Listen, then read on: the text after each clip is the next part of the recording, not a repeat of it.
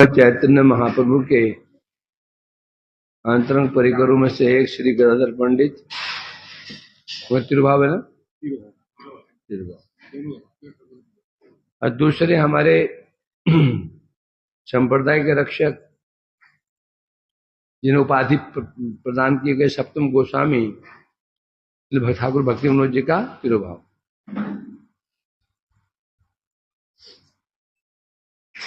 गदाधर पंडित जी उनका एक विशिष्ट स्थान है श्रीमद् चैतन्य पर लीलाओं में, और वैसे भी वह स्वयं राधा जी ही हैं। आगे अभी मुझे क्यों छोड़ी हुई है? अच्छा, स्वयं चैतन्य महाप्रभु श्री कृष्ण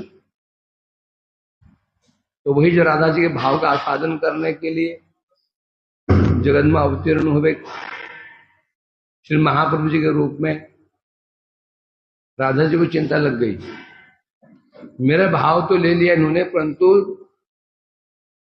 उसको धारण करने के सामर्थ्य इनमें नहीं है। जब भाव की लहरें उठेंगी तो ये सहन नहीं कर पाएंगे। वह भी वही महाप्रभु कभी कभी भाव विशिष्ट हो जाते तो उनकी विचित्र अवस्था हो जाती थी। कभी 21 हाथ लंबे हो गए, कभी कछुए जैसे बन गए। राधा जी में ऐसे नहीं हुआ। राधा कहीं नहीं सुना कि राधा जी कभी लंबी हो गई हो, 7 हाथ लंबी हो गई हो, या कि उनका से कछुआ जैसा बन गया, कभी देखा नहीं गया है। जबकि महाप्रभु जी राधा जी के भाव को लेकर के आए हैं। ऐसा क्यों? क्योंकि राधा जी का वो भाव राधा जी का है, तो उसको वो समर्थ है, उस भाव को धारण करने में समर्थ थी। प्रश्न महाप्रभु ने भाव लिया, कृष्ण ने भाव लिया, ये भाव तो कृष्ण का है ही नहीं, इन्हें सहन नहीं कर पाते थे। इसलिए सामने आई कि जब ये समझ उनकी सहायता करने के, उनकी भाव को धारण करने में सहायता करने के लिए स्वयं साथ में राधिका जी आई है। इस रूप में गदाधर पंडित में एक रूप में तो उन्होंने श्री चैतन्य महाप्रभु जी को आलिंगन किया है। राधा भाव द्वितीय सुबलितम, महाप्रभु को इस भाव आस्वादन करना था तो हृदय से हृदय चाहिए, अंग कांति क्यों ली? राधा जी के भाव आस्वादन करने के लिए अंग कांति की जरूरत क्या थी लेने की? वो तो भाव से कम चल जाता। मानो राधा जी ही लिपट गई, उनके भाव शरीर से लिपट गई। जब ये अछाड़ खाकर गिरेंगे धड़ाम से जमीन पे, कहीं कष्ट ना हो। इस रूप में साथ में है जो स्वयं गदाधर पंडित जी साथ में उनके रूप में जगत में उनके साथ में आए हैं पुरुष रूप में। कृष्ण जब महाप्रभु जी, अब यहां समझ क्या है, जितनी भी राधा जी उनके दासियां हैं, सखियां हैं, सभी आए हैं। किस रूप में आए हैं? पुरुष रूप में। ललिता जी पुरुष रूप में है, विशाखा जी पुरुष रूप में, गदाधर सब पुरुष रूप में आए, राधिका जी पुरुष रूप में है ना। पुरुष रूप में कृष्ण के महाप्रभु लीलाओं में सहायता करने के लिए। गदाधर पंडित जी का जन्म भी नवद्वीप में हुआ है। दोनों बाल सखा है, बाल सखा, बचपन से मित्र रहे महाप्रभु जी और गदाधर पंडित जी। अंतर यह था, महाप्रभु जी बचपन से बड़े ही चंचल प्रवृत्ति के थे, बड़े ही चंचल शरारती हैं। और इसके विपरीत गदाधर जी बचपन से ही बड़े धीर गंभीर शांत प्रवृत्ति के, भक्ति परायण, कीर्तन में जाना, भक्ति में लगे रहना, ये था। और महाप्रभु का स्वभाव क्या था? सबको चिढ़ाना।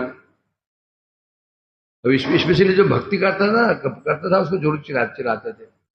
तो गदाधर जी के साथ में खूब खटर हुआ करते थे, खूब प्रेम कलह हुआ करता था, और प्रेम बहुत था।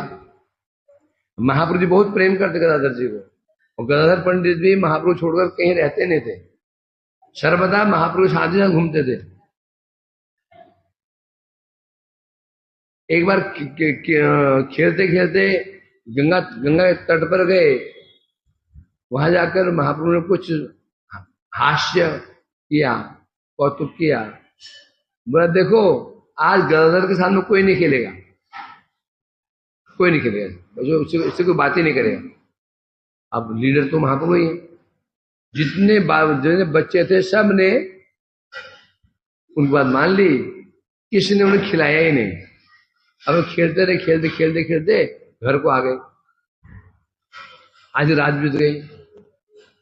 गदाधर की माँ ने सोचा हो सकता है गदाधर निमाई के पास में हो, तो पता करके आऊं, ले आऊं, जाकर रात को लेकर के आऊं उसको। वहां पहुंची, उसे निमाई गदाधर का है।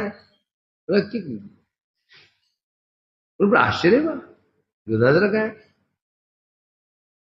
तो यहां तो है नहीं है, घर में नहीं आया। घर में तब तुम यहाँ आए हो लेने के लिए उसको, तो घर में भी नहीं है, यहां भी नहीं है। तो महाप्रभु को सोचने लगे। सोचते सोचते याद आया, अरे आज हमने बाइकआउट कर दिया, वो पीछे कर दी थी उसकी, गदाधर की। अवश्य वो गंगा के घाट पर ही बैठा हुआ। गए, अंधकार, गुप्त नदी किनारे ना, अंधकार और भी घना हो जाता है, और घना हो जाता है, गुप्त अंधकार। इतने में दूर से सुना कि शिशकियों की आवाज आ रही है। वो शिशिक करके रो रहा है, आवाज आई। तो उस आवाज की दिशा में बढ़े तो गदाधर देखा कि घुटनों में सिर रख करके रो रहे, शिशिक करके रो रहे। महाप्रभु हृदय बड़ा द्रवित हो गया, उनको अपने गले से लगा लिया, लाए, बड़े प्रेम समझा बुझा कर लाए। उस रात उन्होंने गदाधर को अपने घर में रखा, अपने घर में सुलाया उसको। ऐसा प्रेम था, है ना। प्रेम का ही लक्षण क्या है? ये प्रेम का लक्षण ही है। इस प्रकार से जो मान करना और हास परिहास वही होता है प्रेम हो। जहां प्रेम जिनने उच्च कोटि का होगा, हास परिहास भी उच्च कोटि का होगा, और मान भी वही करेगा। मान करने का अधिकार किसको है? जहां प्रेम हो, प्रेम का स्वरूप मान क्या है? मान क्या? ये भी प्रेम का एक स्वरूप है, प्रेम का एक विकार है। विद्यालय में साथ पढ़ते थे। अब ये तो भक्ति प्रवृत्ति के थे, और प्राय जब महाप्रभु ने पूछा, गदाधर बताओ ये मुक्ति क्या है? मुक्ति क्या है? मतलब प्रभु जी, हित्वा अन्यथा रूपम स्वरूपेन व्यवस्थित मुक्ति। गदाधर भक्त थे। उन्होंने कहा मुक्ति हित्वा अन्यथा रूपम स्वरूपेन व्यवस्थित, खंडन कर दिया उसने। गदाधर पंडित ने उसको क्या बोले? एक तो प्रेम इतना है, उनसे कलह कर नहीं सकते हैं, और महाप्रभु इतने तीव्र बुद्धि के थे, हाँ को ना को हाँ सिद्ध कर दे। यद्यपि महाप्रभु व्याकरण के छात्र थे और न्याय में पारंगत थे। न्याय शास्त्र की विशेषता होती है, न्याय शास्त्र की विशेषता होती है, ऐसी युक्तियां होती हैं, हाँ को ना कर दे, ना को हाँ कर दे, उन पारंगत है। इस प्रकार से प्राय कलह हुआ करता था। बाद में श्री चैतन्य महाप्रभु, उनका जब विवाह हुआ, विवाह उपरांत कहाँ गए? गया गए। पिताजी का श्राद्ध हेतु श्राद्ध के छल से गया गए हैं। उद्देश्य क्या था? उद्देश्य क्या था? दीक्षा ग्रहण लीला प्रकाशित करना, है ना। वहां गए और वहां जाकर ईश्वरपुरी पास उनका मिलन हुआ, दर्शन हुआ। उन्होंने उनसे दीक्षा ग्रहण की। दीक्षा ग्रहण करते ही उनकी स्थिति विचित्र, महाप्रभु की स्थिति विचित्र हो गई। भाव जैसी ग्रहण किया, हे राधे, हे राधे कृष्ण का रोग, विलाप, क्रंदन, छटपट करने लगे। बड़ी मुश्किल से उनको घर लाया गया, और घर लाते ही विचित्र अवस्था हो गई। कोई बोलता है मैं पागल हो गया। अभी जितनी मुख्य उतनी बातें। हमेशा महाप्रभु जी विरह में तड़पते रहते थे, रोते रहते थे। एक दिन गदाधर से पूछा, गदाधर मुझे कृष्ण कहाँ मिलेंगे, बताओ कृष्ण कहाँ मिलेंगे? उनका दर्शन ही नहीं हो रहा है, मिल ही नहीं रहे, मैं क्या करूं, कहाँ जाऊं? गदाधर ने उनको मन को शांत करने के लिए कह दिया, अरे प्रभु, कृष्ण तो तुम्हारे हृदय में तो है, कृष्ण तो तुम्हारे हृदय में ही है। अब इतने व्याकुल क्यों होते हैं, क्यों तड़प रहे हैं? इतना सुंदर के साथ साथ अर्थात कृष्ण मेरे हृदय में ही है, मैं भी दर्शन करूंगा। वहां पर उंगली नाखून चुभाए छाती में और छाती फाड़ने लगे थे। मुझे दर्शन करना है कृष्ण का। अंदर सच्ची माता बैठी हुई है, अंदर कमरे में सच्ची माता। जब महाप्रभु जी आविष्ट रहते थे, सच्ची माता पास नहीं आती थी, वो भी घबराती थी उनके भावों को देख करके, डर जाती थी, रोते, घर के अंदर बैठ करके रोती रहती थी। वो सोचती पता क्या हो गया, मेरे क्या हो गया, पागल हो गया, लोग बोलते थे, वो सोचती थी। तो जैसे ही वो अब छाती फाड़ने लगे, गदाधर ने हाथ पकड़ लिया, समझाया उनको। तो सच्ची माँ ने देखा ये जो गदाधर है ना, ये बस इसको यदि ये निमाई को कोई वश में कर सकता है, संभाल सकता है, तो केवल गदाधर। बुलाया इसको, बेटा गदाधर देखो, मैं देख रही हूं निमाई को तुम ही संभाल सकते हो, कभी इसके साथ में छोड़ना, हमेशा इसकी रक्षा करना, साथ में रहना। गदाधर ने आदेश पालन किया और अंत समय तक साथ में रहे। फिर कुछ समय बाद फिर महाप्रभु जी ने संन्यास लीला की, पहुंच गए पूरी, और पीछे पीछे गदाधर भी पहुंच गए, वहीं पहुंच गए, गदाधर पहुंच गए। और जाकर इन्होंने जब देखा, महाप्रभु ने नित्यानंद जी को बुलाया, बोल नित्यानंद इधर आओ, तुम्हें क्या कर रहे हो, तुम जाओ जाकर के गौड़ देश में नाम का प्रचार करो। ये डर गए, कहीं कहीं ऐसा ना कि मेरे को भेज दें, प्रचार करो। तो तुरंत इन्होंने घोषणा कर दी, मैं क्षेत्र संन्यास लेता हूं। क्षेत्र संन्यास की घोषणा कर, क्षेत्र संन्यास, तो क्षेत्र से बाहर जाएंगे ही नहीं, वही क्षेत्र संन्यास कहते हैं। स्पेशली रात्रि तो बाहर रहेंगे ही नहीं, नियम होता है क्षेत्र संन्यास का। तो क्षेत्र संन्यास ले लिया। अब महाप्रभु जी वहां से दक्षिण भारत गए, वहां से वापस आए, वापस वृंदावन की यात्रा प्रारंभ की।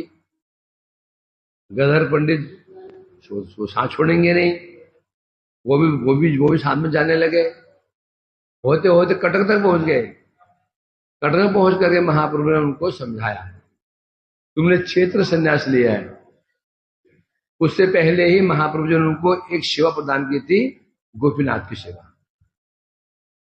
किसी एक समय महाप्रभु जी समुद्र तट पर बैठे हुए थे, राधा जी के भाव में डूबे हुए थे, कृष्ण विरह में डूबे हुए थे, और बैठ करके बालू में नाखून से जमीन को, अपने हाथ के नाखून से, तर्जनी अंगुली से जमीन को, बालू को कुरेद रहे थे, ऐसे खोद रहे थे, कुरेद रहे थे ऐसे करके। ये लक्षण होता उसमें।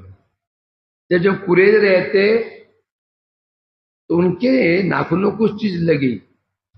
भक्तों ने देखा कि जमीन के अंदर कुछ कुछ लगा है। जब नाखून कुरेद तो कोई आवाज सी आई लोगों भक्तों को, तो उन्होंने देखा कि कुछ चीज चमक रही है। जो खोदा गया तो उसमें से एक विग्रह निकले, सुंदर ठाकुर जी का एक विग्रह निकला, ये कहते हैं गोपीनाथ। विग्रह प्रकाशित उनका महाभिषेक किया गया। उस समय उस विग्रह को महाप्रभु ने प्रदान कर दिया गदाधर जी को। क्यों? गदाधर जी कौन है? क्षेत्र सन्यासी हैं, ये सेवा करवाएंगे। सेवा के लिए क्या होना चाहिए पुजारी को? क्षेत्र सन्यासी होना चाहिए। कभी यहाँ भागे, कभी पूरी भागे, कभी नवद्वीप भागे, यहाँ भागे, 4 दिन में मैं वहां घूम के आऊं, वहां घूम के आऊं, वहां घूम के आऊं, ठाकुर जी पड़े हैं। ये परिवर्तन नहीं है। तो पुजारी होता है उसकी ऐसी ममता होनी चाहिए, मैं चला जाऊंगा ठाकुर जी को कौन श्रृंगार करेगा। फिर हमारे क्या है, फिर प्रभु जी को बहुत लोग जानते हैं ना, श्रृंगार तो बहुत लोग जानते हैं, कोई कर लेगा क्या, होता बहुत लोग जानते हैं क्या, वो कर लेंगे। अर्चन तो वो जानते हैं ना, केशव जानते हैं, ये कर लेंगे लोग, कोई भी कर लेगा। ये हमारी स्थिति है, तो कोई भी कर लेगा, कोई भी कर लेगा, ये स्थिति है। कोई ममता ही नहीं तो कैसे होगा बताओ। हर विषय में ऐसे ही। मैंने कहा तुम जाओगे, तुम जा रहे हो रसोई को कौन मारेगा, तो कोई बना लेगा। बर्तन कौन मांसेगा, कोई मांस लेगा। मैंने उसे कह दिया वो मांस देगा, मैंने उसे कह दिया वो मांस देगा। मतलब कि सेवा ना हो करके क्या, कोई बोझ है, बोझ उठा के उसे रख दिया। कोई ममता ही नहीं, कोई ममता नहीं। तो सोचो भक्ति हो तो कैसे हो, न सेवा की ममता, न अर्थ ठाकुर की ममता, ये ममता ही नहीं, कोई ममता ही नहीं। कहीं से चल पड़े, उठाए चल पड़े, मुंह उड़ा गए, ऐसे नहीं होता। भक्ति में होता है स्थिरता, तब ममता जगती है। तो जो क्षेत्र सन्यासी है इनको तो सौंप दिया, तो गदाधर पंडित जी तो अपने आप तब उनकी सेवा करते, उनको रहने का स्थान दे दिया टोटा, यमेश्वर टोटा क्या दे दिया, यमेश्वर टोटा में दे दिया। टोटा मतलब बगीचा, यमेश्वर है, यमेश्वर शिव जी, कितने शिव है वहां पे पांग में, यमेश्वर जी है। यमेश्वर टोटा कहते हैं बगीचा। तो उसी बगीचे में उनको रहने का स्थान दिया था, और वहीं पर ही गदाधर पंडित जी रहते थे। बीच में महाप्रभु जाते थे, गदाधर उन्होंने निमंत्रण दिया करते थे, नित्यानंद प्रभु जी को, कभी महाप्रभु को निमंत्रण दिया करते थे, क्षेत्र संन्यास। तो इस प्रकार से वहीं पर ही महाप्रभु की सेवा करते थे। कभी नित्यानंद जाते थे, कभी महाप्रभु जाते थे, सेवा क्या करते थे। तो जब महाप्रभु अब वृंदावन जाएंगे दूसरी बार, पहली बार तो दूसरी बार जानेंगे, तो उसे ये पीछे लगे मैं भी चलूंगा, मैं भी चलूंगा। करते करते कटक तक पहुंच गए, कटक तक पहुंच गए। कटक पहुंच करके महाप्रभु ने कहा, देखो, प्रभु ने कहा तुमने क्षेत्र संन्यास लिया और ठाकुर जी की सेवा,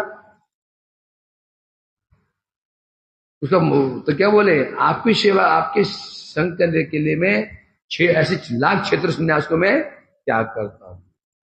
नहीं, गोपीनाथ की सेवा, तो जहां आपकी सेवा हो रही है तो उनकी सेवा क्या महत्व है।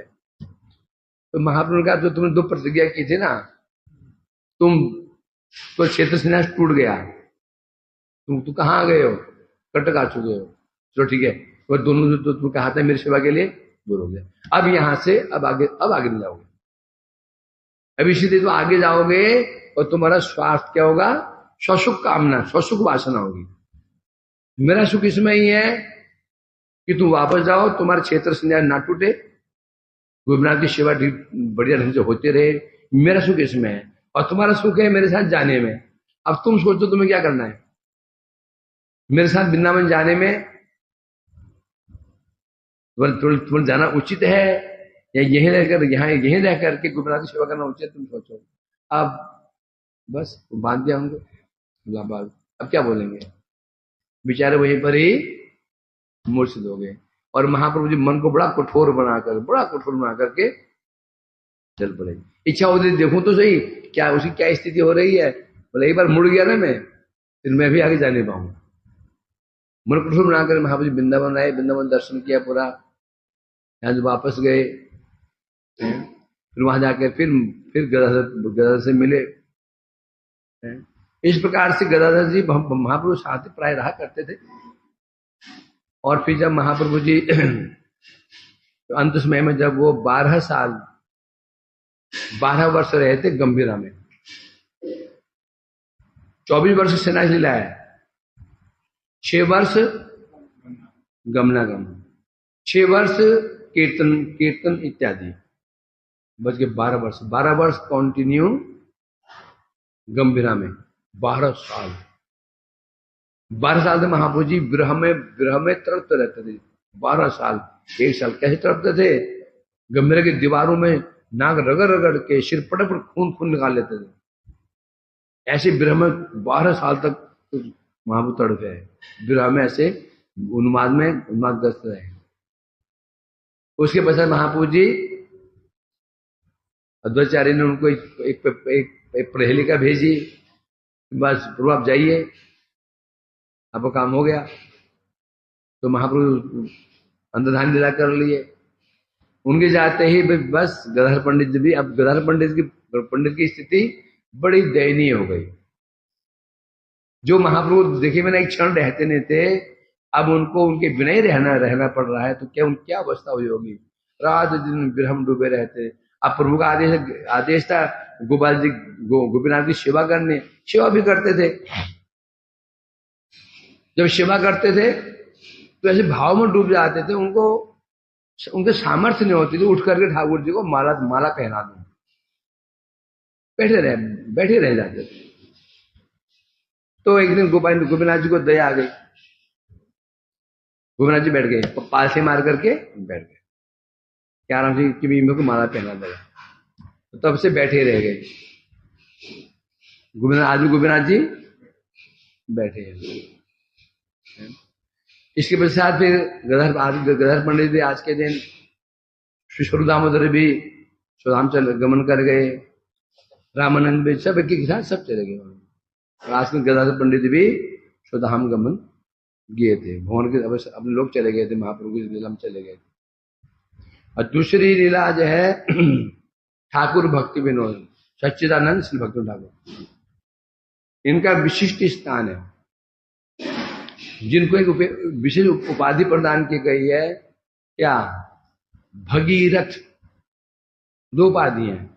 एक सप्तम गोस्वामी कहते हैं इनको, 6 गोस्वामी तो हुए हैं, जय रूप सनातन भट्ट रघुनाथ श्री जी गोपाल भट्ट दास, 6 गोस्वामी हुए हैं। उसके बाद गोस्वामी की उपाधि यदि किसे मिली है, और भक्ति विनोद को, बड़ी विचित्र बात नहीं है। तो गोस्वामी को गोस्वामी हुए ही नहीं थे क्या? गोस्वामी शब्द सामान्य शब्द नहीं है, जहां तक लगा दो उसको। गोस्वामी शब्द सामान्य शब्द नहीं है, कहीं भी लगा दो उसको। तो जब इन 6 गोस्वामी के बाद में इनको गोस्वामी पद की उपाधि मिली है, बीच में कितने भक्त होंगे, कितने महापुरुष होंगे, एक से बढ़कर एक थे। जगन्नाथ बाबू जी महाराज थे, गौरकिशोर बाबू जी महाराज थे, बंसीदास प्रभु महाराज, बंसीदास बाबा जी महाराज थे, कितने एक से थे। बलदेव विद्याभूषण प्रभु थे, विश्वनाथ चक्रवर्ती ठाकुर थे, कितने थे, नहीं थे क्या? तो गोस्वामी केवल इनको ही मिला। तो गोस्वामी शब्द कितना महत्वपूर्ण शब्द है, कितना महत्व, और हम इसको जहां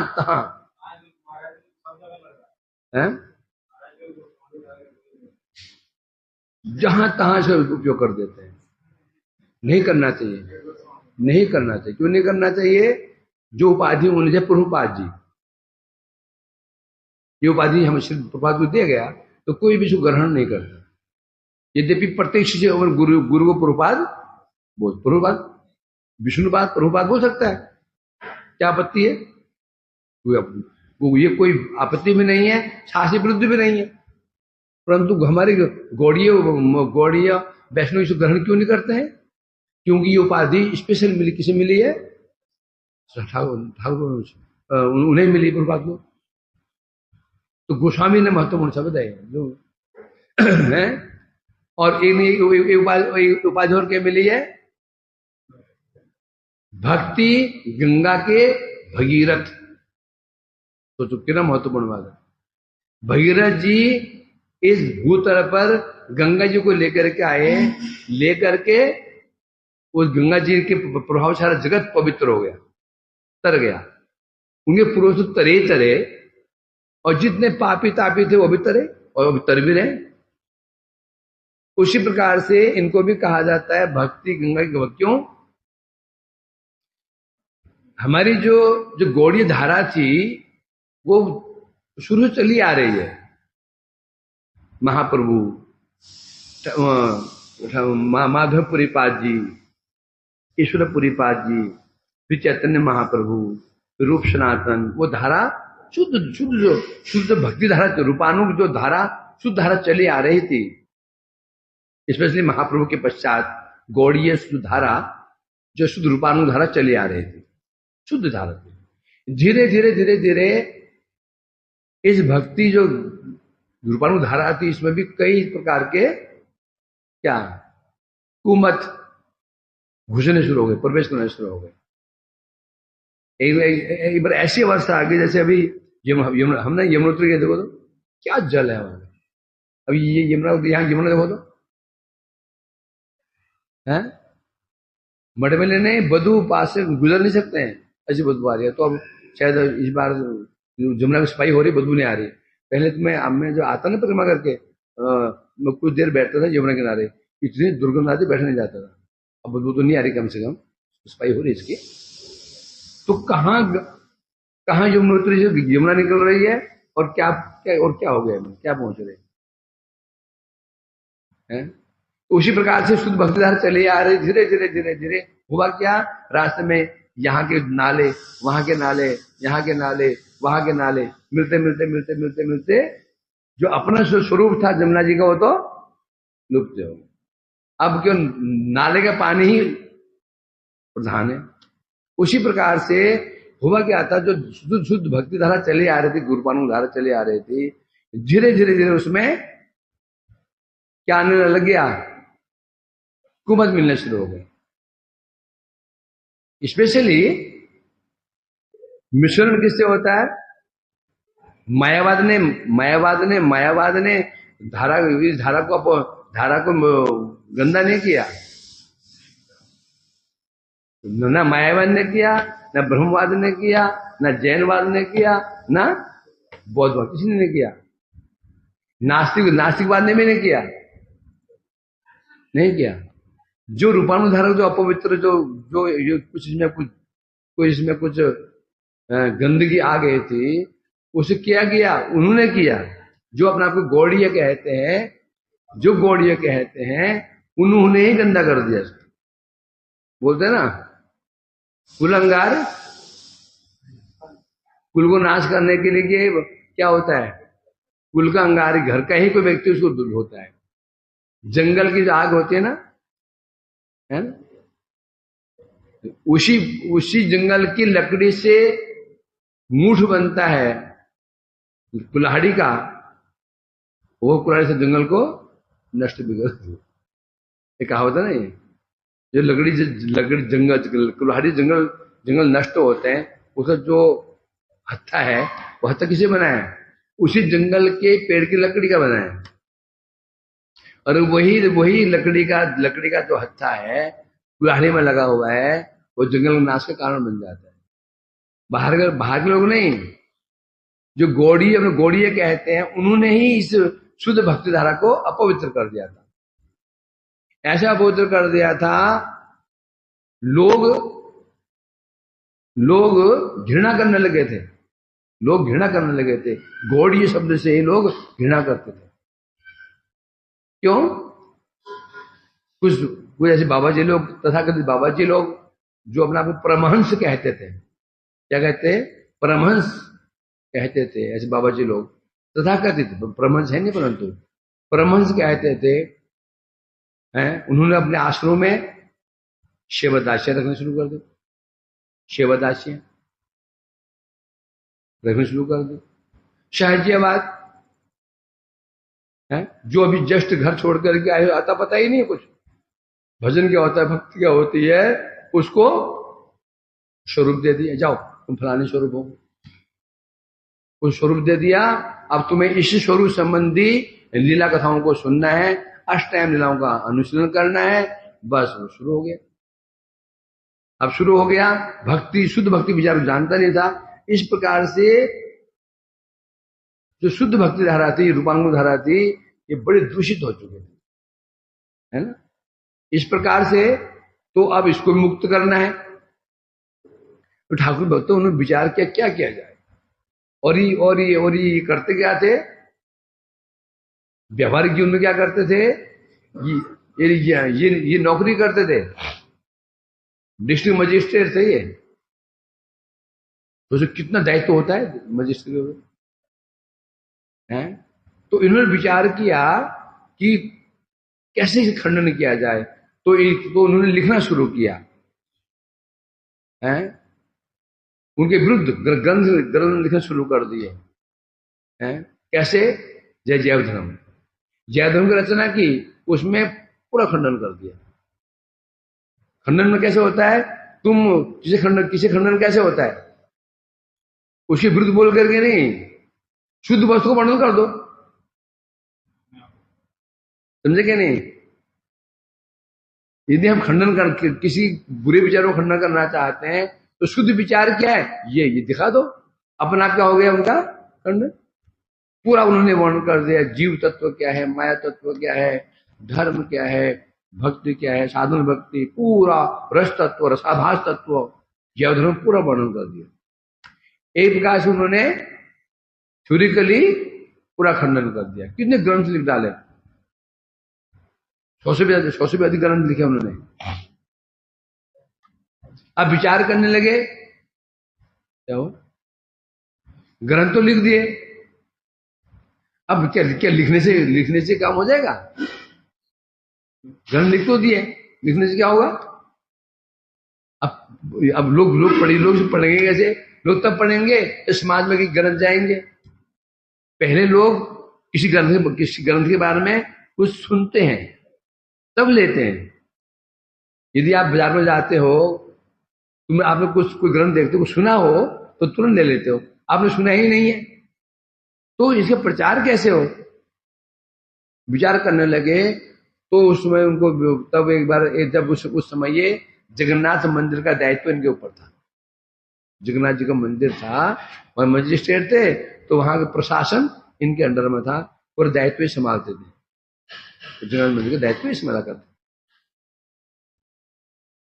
तो इन्होंने विचार किया। एक बार वो मंदिर में गए थे तो वहां जो जगन्नाथ जी की शक्ति विमला देवी, उन्हें प्रार्थना की, हे देवी कुछ करो, कोई ऐसी कृपा करो कि कोई ऐसे व्यक्ति मुझे मिले जो प्रचार करे, जो मैं लिख तो दिया इसे प्रचार करे। तो उसी समय जब प्रचार किया, वो तो उनकी कृपा से ही उस समय श्रील प्रभुपाद जी का घर में आविर्भाव हुआ। नाम रख दिया विमला, विमला जी का जो प्रसाद है उनका जन्म हुआ। उसमें ये जगन्नाथ मंदिर पास ही रहते, नारायण साता नामक स्थान था, वही रहते थे, वही जन्म हुआ। महाप्रभु जी जन्म स्थान वही पर ही है, यहाँ चैतन्य गौड़ीय मठ में स्थापित है, वही स्थान है। नारायण छाता कहते थे स्थान को, वही जन्म प्रभुपाद जी का है। और वहीं पर जब जान दो किस प्रकार से रथ आया, रथ वहां रुक गया, और जब इनकी माता जी प्रभुपाद जी को लेकर के आई उनके प्रणाम कराने के लिए, तो वो माला, जगन्नाथ जी माला टूट करके इनके गले में गिर गई। तो सिद्ध हो गया था कि ये कोई सामान्य महापुरुष नहीं है। यहाँ तक मतलब ये हुआ, महाप्रभु जी विशेष रूप से जो प्रेम देना चाहते थे, जगन्नाथ जी की कृपा से वो प्रेम उनको प्राप्त हुआ, ऐसी लीला है। इस प्रकार से उसमें वहां के सेवादार थे, वहां के पूरा दायित्व उनके हाथ में था। उसी समय उड़ीसा में एक पाखंडी साधु था, पाखंडी, नाम था विष किशन, नामी विष किशन, विष कृष्ण। वो इधर पाखंडी था, योगी था, उसके बाद योगी सिद्धियां थी, योग सिद्धियां। किसी को भी बातों से अपने वश में कर लेता था, मुग्ध कर लेता था, ऐसी सिद्धियां जो उसके पास में थी। उसका आश्रम जंगल में था। वो ये प्रचार करता था कि मैं विष्णु का अवतार हूं, मैं भगवान का अवतार हूं। एक बार उसने घोषणा की, आगामी पूर्णिमा की रात्रि को मैं रास करूंगा, तो जितने भी स्त्रियां हैं पहुंचे, गोपी बन करके रास करेंगे। स्त्रियां भोली भाली होती है, सदा इसलिए श्रद्धालु होती स्वाभाविक रूप में। और जब ये खबर, और वो जो एरिया था, वो एरिया था ठाकुरों का, क्षत्रियों का, और क्षत्रिय अपने इज्जत के लिए बहुत ही सावधान रहते हैं। उन्हें बर्दाश्त नहीं, हमारी स्थिति उन्हें राज करेगा ये पकड़ने कहीं का। उन्होंने जब उस समय राज्य था वो अंग्रेजों का, जो अंग्रेज गवर्नर था उसके पास लेटर लिखा, उन्हें पहुंचे, सब पहुंचे। गवर्नर ने उस समय लेटर लिखा ठाकुर भक्ति, उनको यहाँ के कार्यभार उनके ऊपर था।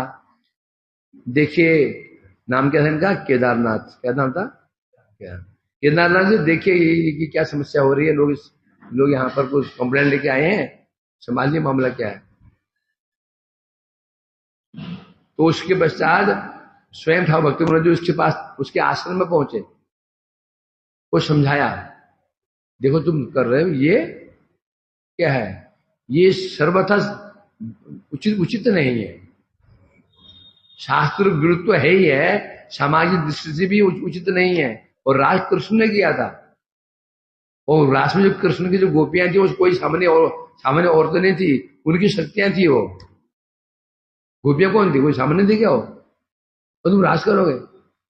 तो इसने सोचा इसको अपने वश में कर लो, उसको उल्टा में समझा रहा है, भाई तुम्हारे हाथ में पावर है, मेरे हाथ में शक्ति है, दोनों मिल जाएं, जब दोनों मिल जाए तो हम क्या क्या नहीं कर सकते, तो पूरे जगत में राज कर सकते हैं।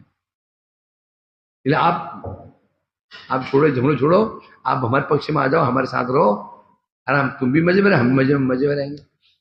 तो देखिए मानेगा नहीं, पहली बार तो सुनाने गए थे, नहीं समझा, दूसरी बार अपने सिपाहियों लेकर के लाकर उनको बंदी बना करके जेल में डाल दिया। और वो भी सामान्य नहीं था, वो बड़ा योगी था। कौन योगी, हर्ष योगी, योगी नहीं, योगी तो अच्छे होते हैं। कौन योगी था वो, हठ योगी। योगी तो अच्छे होते हैं, योगी तो है ना, ये हठ योगी था, सिद्धियां उसके पास थी। उस हठ योगी ने, ऐसा सुनने में आता है कि मंत्र के बल से ठाकुर भक्ति विनोद के परिवार को ही अस्वस्थ कर दिया, उनको दबाने के लिए, उनको भस्म करने के लिए, परंतु ये तस्मस नहीं हुए। अब जब उसको जेल में था, वो जब कारागार में था, यदि कोई उसके वो जाता था तो वो हमें सिर को झटका मारता था, तो जटाओं से आग निकलती थी, आग की लपट निकलती थी। तो कोई उसके पास जाने की हिम्मत नहीं करता था, उसको पीटने के लिए जेल में भी डालते हैं उसको क्या करते, जेल में क्या करते हैं, उसको यातनाएं देते हैं, कोई हिम्मत नहीं करता, उस पर जाने की हिम्मत ही कर ही नहीं पाता था।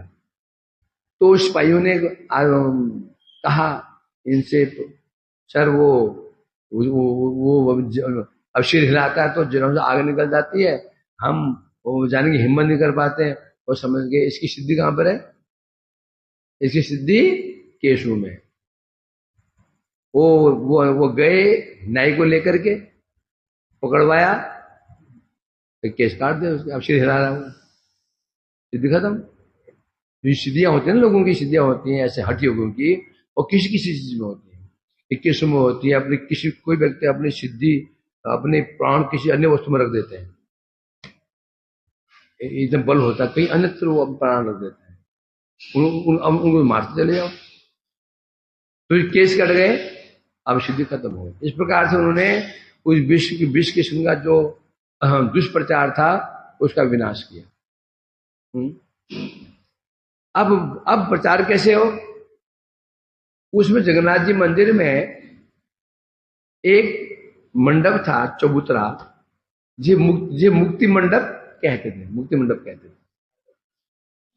वहां पर ब्राह्मण, जो मोस्टली ब्राह्मण कौन होते हैं, मायावादी होते हैं, है ना, वो ब्राह्मण वहां बड़े पंडित लोग आकर के मायावादी चर्चा करते थे, ब्रह्म निर्विशेष ब्रह्म की चर्चा करते थे। इन्होंने सोचा क्या किया जाए, उसी सामने एक चबूतरा और था मंडप, उसमें ठाकुर भक्ति विनोद जी ने भक्ति मंडप नाम रख दिया। अब भागवती चर्चा शुरू हो गई। अब स्वाभाविक भागवती चर्चा रसमय तो है ही ना, कुछ भी को रस में है कि नहीं है? सुबह सुबह पढ़ रहे ना हम लोग, भागवत रस में नहीं क्या है माधव? सूर्य सूर्य हम जो रस पान कर रहे हैं? रस तो है ही है। तो जब भी व्याख्या शुरू हुई, धीरे धीरे धीरे धीरे जो मुक्ति मंडप वाले लोग थे वो जाने शुरू हुए उधर। होते होते होते मुक्ति मंडप खाली, वो मंडप भर गया। अब प्रभुपाद जी की समस्या क्या थी? और भक्ति मुनि ने प्रभुपाद को बहुत शास्त्र पढ़ाए, सामान्य से नहीं है, पूरे शास्त्र अध्ययन करवाए, भागवत वेदांत पूरा अध्ययन करवाया। वो भी ट्रेंड थे शास्त्रों में, और उनको थे थोड़ा सा क्या थे, स्पष्टवादी थे, निरपेक्ष थे। तो एक दिन किसी काम से बाहर गए, बोले विमला प्रसाद मैं बाहर जा रहा हूं, यहाँ बैठ जाओ और शाम को आकर यहाँ पर पाठ करना। मुंड भरा होता। प्रभुपाद जी गए, बस हो गया। आगे देखा तो सब गायब। ठाकुर भक्ति जी वापस आए तो वो मंडप में कोई नहीं है, अगले बैठे होंगे। ऐसा क्यों? क्योंकि ठाकुर भक्ति विनोद का विचार थोड़ा कुछ कैसा है, सॉफ्ट वृत्ति है। किसी का ऑपरेशन करो, फिर उसको एनेस्थेसिस दो, फिर थोड़ा यानी सीधा फाड़ो, सीधा है ना, सीधा ही होता है। फिर धीरे धीरे पहले इनको समझाओ बुझाओ, पहले इनके हाँ में हाँ मिलाओ, फिर हाँ मिलाते इनकी श्रद्धा बढ़ेगी। नॉर्मल विधि तो यही है। सदम के प्रचार करने जाए, पहले अपने बीजा थोपेंगे तो प्रचार होगा ही नहीं। फिर प्रचार करने जाते हो, पूरा पहले अपने बीजा थोप दे उन पर, तो तुम्हारी बात सुनेगा ही नहीं। पहले उनमें हाँ तो मिलाने पड़ता है, कोई बुरी बात नहीं है। परंतु हमारी समझ से क्या है, मिलाते हम फिर उसमें मिल जाते हैं। समझ से ये नहीं होना चाहिए। तो अब ठाकुर प्रभुपाद जी उनकी बारी है, हम लोग कड़वा सच बोलना शुरू कर दिया, शुद्ध शास्त्रीय बातें बोलना शुरू कर दी। संसार क्या है, तुम कौन हो, हम कौन है, और बस शास्त्रीय बात क्या होती है, सच्ची बात कड़वी होती है, लगती वो लगती है, वो हट करती है कि नहीं? वास्तव में यदि भागवती कथा की जाए तो उस भागवत मंडप में जब 20,000 लोग बैठते हैं ना, वास्तव में भागवत कथा की जाए तो जब 20,000 बैठते थे, 20 भी नहीं बैठेंगे, 20 भी नहीं बैठेंगे। जो भीड़ होती ना वो भीड़ भागवती कथा की भीड़ है ही नहीं। भागवत शुद्ध भक्ति पर ग्रंथ है, और शुद्ध भक्ति बातों को सुनना, तो सहन कर लेना, क्योंकि शुद्ध भक्ति जहां बात होगी वहां जितने प्रकार के हमने कामनाएं हैं, वासनाएं हैं, उपाधि हैं, उनके विरुद्ध क्या क्या किया जाएगा, वहां पर बोला जाएगा। और उस समय सहन करना आसान नहीं है। विषय व्यक्ति को उसको विषयों के विरुद्ध बोल देना, आसक्ति विरुद्ध बोल देना सहज नहीं होता। इस प्रकार से प्रभुपाद जी को कट्टर थे। तब सब भक्ति मुनि ने फिर क्या विचार किया, फिर विचार अनेक ग्रंथ लिखे उन्होंने। फिर स्पेशल ग्रंथों में एक ग्रंथ है, जानते हो, श्री जैवधर्म, श्री चैतन्य शिक्षामृत, श्री महाप्रभु की शिक्षा, वैष्णव सिद्धांत माला, इन ग्रंथों को उन्होंने अति सुंदर रूप से, विशेष जैवधर्म का तो फिर हम जानते जैवधर्म क्या है। चैतन्य शिक्षामृत भी कम नहीं है, वो भी बहुत ही एक एक सिद्धांत तत्व वाइज।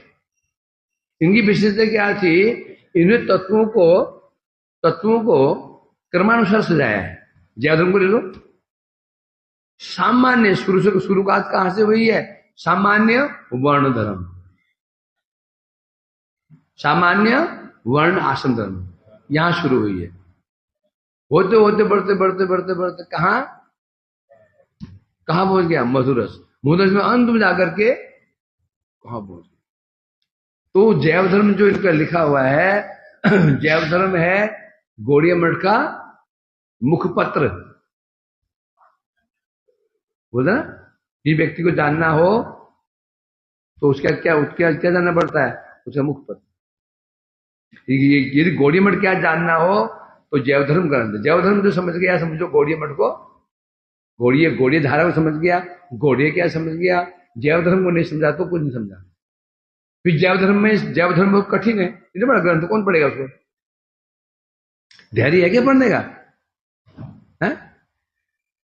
तो उन्होंने फिर उसमें निकाल करके आमनाय तत्व, 10 मूल तत्व निकाले, उसको अलग ग्रंथ बना दिया।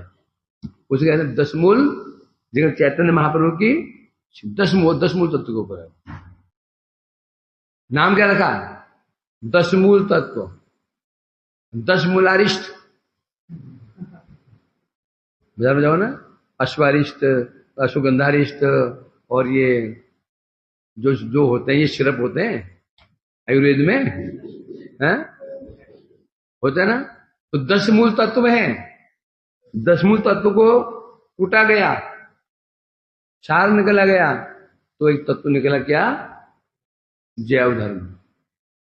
नाम 10 मूलारिष्ट। जो 10 मूलारिष्ट का पान करेगा, जो काढ़ा है ना, काढ़ा बन गया, काढ़ा बन गया।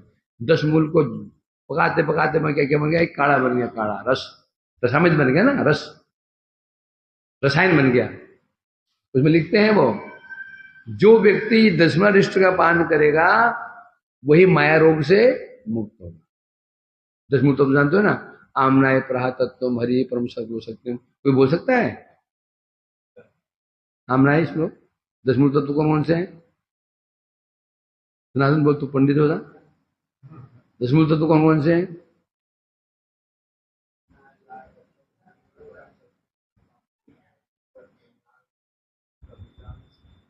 बस ये हाल है, ये हाल है, ये हाल है। मैं तू बोल।